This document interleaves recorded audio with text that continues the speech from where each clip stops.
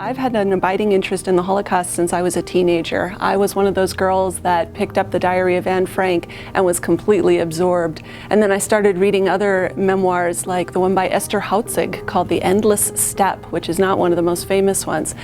But I found these stories of these young women heroic and tragic, and I really wanted to know more. So on my own, I'd read a lot of survivor literature about the Holocaust, even though I never took a German history class and I never took a class on the Holocaust. So when I was asked to teach the class in 1993, I said, of course.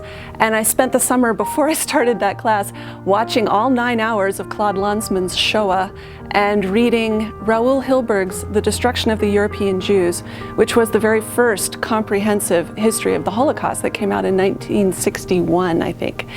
And I thought, I have a lot to learn. So when I put together my course, I think about both the history of the subject and its reception.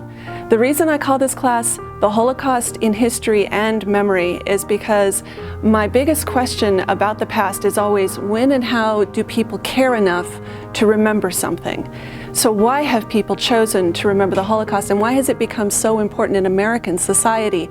So important, in fact, that when I was in college in the 1980s, there were very few schools that were offering courses on the Holocaust. And yet by now, you would find there's probably not a single college in the country that doesn't offer one. That's an enormous change. How did that happen? I like to say I'm not an expert on the Holocaust, but I've been teaching the class for 22 years.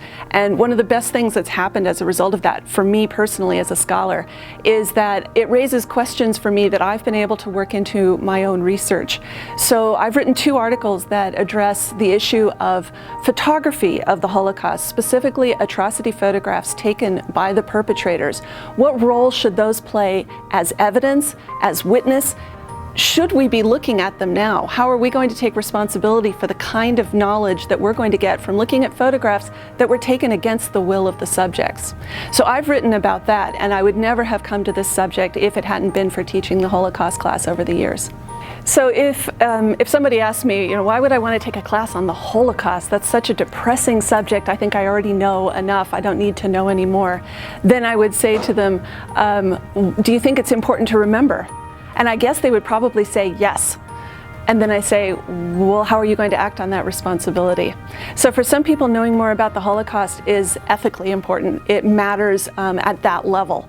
So it's important that you take responsibility for what you know, and that what you know is accurate, and also that what you know is something that you could explain to somebody else, to a kid. If you want to be responsible for passing this memory on to the next generation, what are you going to tell them? How are you going to tell it to them?